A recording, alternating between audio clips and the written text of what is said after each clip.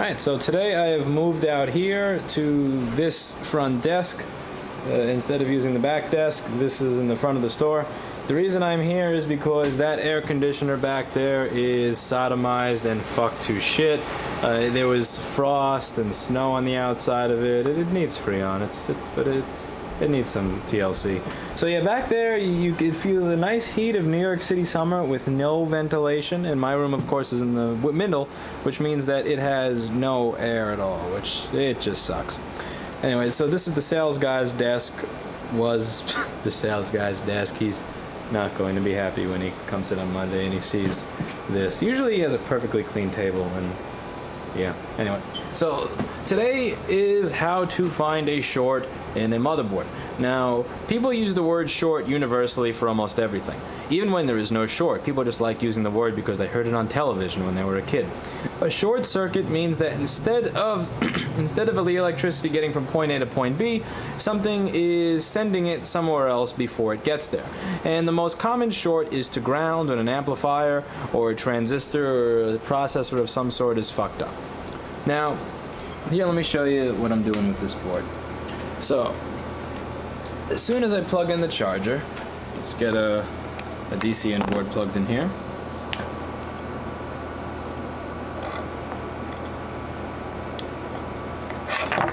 Alright, let me find a charger.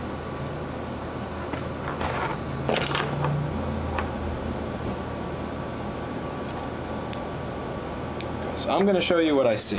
Now, I like to use the multimeter. 99.99999% of the time, you can get by just fine with a multimeter. But what I like about having an oscilloscope is that you can see problems. And seeing problems is pretty cool.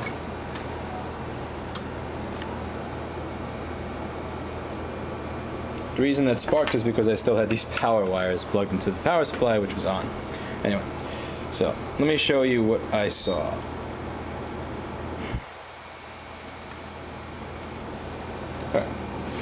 Now, long story short, follow along on your schematic for an 820-2915 motherboard. Okay, so right here is supposed to be where ISL6259 tells these two transistors to turn the 16, 17, 18, whatever volts from the charger into 12.6 volts that the computer can actually use.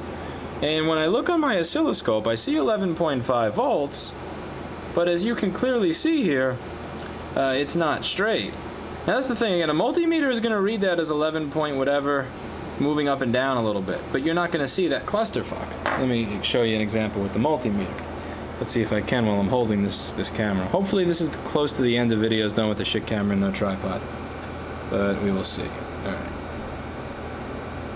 Yeah, so as you can see, I've got, let's see what I get with the multimeter. As soon as I lay this down there.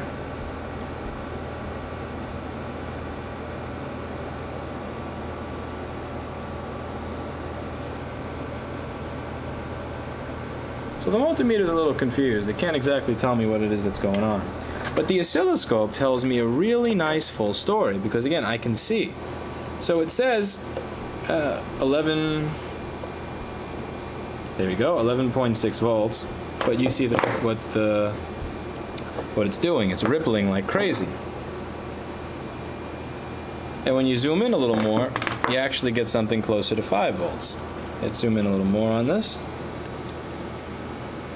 And now it's 7, then 0, then 1, then 5. The whole idea here is that it's getting itself all the way up to 20 volts and then going all the way back down again over and over and over again and then starting over and over.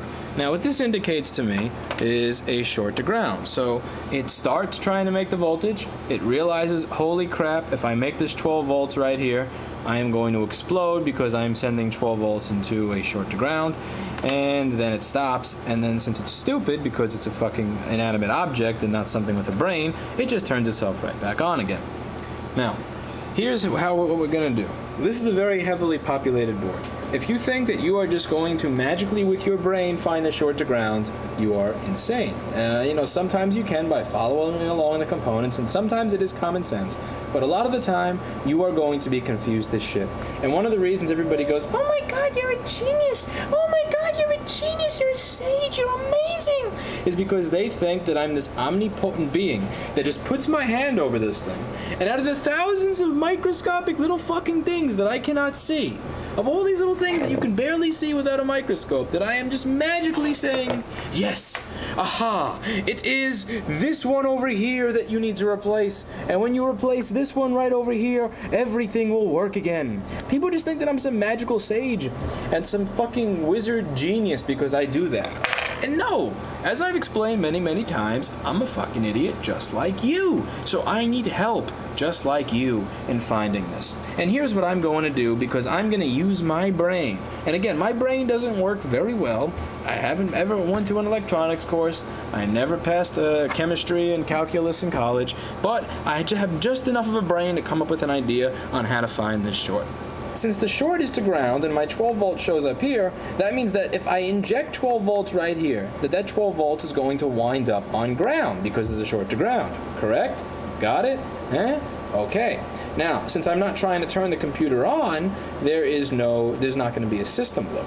So, now here's what I'm going to do here. Here's what these two little wires here are for. So what I'm doing is I'm using this shitty old G5 power supply right here. And that G5 power supply's 12 volt rail is attached to the 12 volts here. Now, this brown and white wire is attached to the positive end of a bunch of LED strips that are in my window. So I have the LED strips in the window, which are not on right now, and I also got the window lights off. These are LED strips in the window and the shelves, and those are powered off of usually my sales guy's computer, which has this kilowatt gaming nerd power supply. Now, so I'm gonna plug this little Molex connector into there. And then what I also have is another wire going to the ground wire of my power supply to complete the circuit. So the ground wire of my LED lights here is going to the ground of this shitty old 12, 13-year-old G5 power supply. Now here's what this is going to do. My lights in the window have the positive end attached to ground. I'm sending 12 volts to the 12 volt bus on this board using my power supply. And then the ground of the lights in the window is attached to the ground of my power supply to complete the circuit. So what this is going to do is it's going to rip that fucking 12 volts from the 12 volts that I'm injecting to the ground here, and my LED strips, which there's like 5 or 10 of them in that window, are going to rip that power through whatever is causing the short. And that 5, 10, or 15 amp load that I'm putting through here is going to completely fucking sodomize and decimate whatever it is that is shorting to ground. Because whatever is shorting to ground is going to be carrying all of that 12 volts, all the amps from that 12 volts that's required to light up everything in the window. Now to turn my power supply on without having a computer attached to it, I shove my tweezers in here. So you can turn on pretty much any ATX power supply by shorting the green and the black wire. I say almost any because I am not going to be liable if you wind up fucking killing yourself. Anyway, let's see what we get. So I got my wires plugged in here. I got all that going. And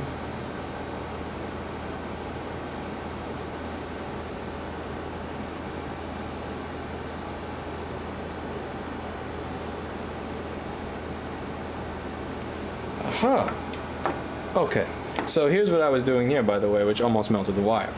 I had the ground of my oscilloscope attached to the ground of the board because I was measuring voltage for you guys. And that was actually sending the 12 volts, which I was sending from this power supply, directly to ground. I am surprised it didn't just pop up and go on fire. So by the way, if you're doing this, don't do any stupid shit like that. And as you can see, all the lights in the window are illuminated very well, including the ones that are outside here. I'll give you a little tour so you can see what this looks like. This is the front of my store. In order to see what the lights look like, I turned the other lights off, but I also got these other LEDs here so that you can see everything clearly. We sell these cheap-ass cases because that's all that people in the East Village want to buy is the cheap $5 cases. And we usually have a lot more laptops in the window. Here I only got this one lonely little laptop in the window. And yeah, those are all the lights. That's the air conditioner, which is, by the way, the reason that I'm up here, above my air conditioner. This is a sign that trolls people who are cheap pricks. A lot of the times when people ask why why is it $80 to fix my phone? I just point. I don't even bother explaining it. I just point and walk away. See that guy? It's very much like the guy that works next door to us who's cheaper. Okay, coming back to here. Now, unfortunately, I don't have a thermal imaging camera, so I can't, show you this with cool effects. You are just gonna have to take my word for it. But after doing this, I am gonna poke around this motherboard and see where it gets hot. Oh, I almost burned myself here. Okay. And my GPU is boiling. This thing is fucking boiling. And the rest of the machine itself is very cool. So I now know that most likely the short is either in the balls underneath the AMD GPU, or most likely, because those balls never fucking go bad, it is in the actual chip itself. I'm gonna have another video, by the way, on that, explaining that most of the time the problem is in the chip itself, and if you're one of those fucktards that's reballing old shitty GPUs and charging money for them with the 1-month warranty, that you're part of the problems in the laptop repair business. But anyway, that's gonna be for another video. So you'll have to take my word for it that this GPU is boiling hot. Now, I didn't actually have to use my brain there for almost anything. Again, for all of you people saying, did you go to school for this? How do I learn this, that, and the other? You're a genius. I could never be able to do this. Let's keep in mind, did I use any type of mathematical equation to figure this out? No. Did I take out a textbook to figure this out? No. Did I use any words that were more than 3 syllables in explaining how I did this? Maybe, but most likely not. What I did was hook up a couple of wires to a 12-volt circuit that I used to power an LED strip in my window, and then I felt around and went, me cold. Ow, me hand hot now. And now I know exactly what's broken. A 2-year-old could do this, and if a 2-year-old can do this, you can too. Now, the 2-year-old may not be able to replace this GPU, but eventually you'll get the equipment and you'll have everything you need to do it.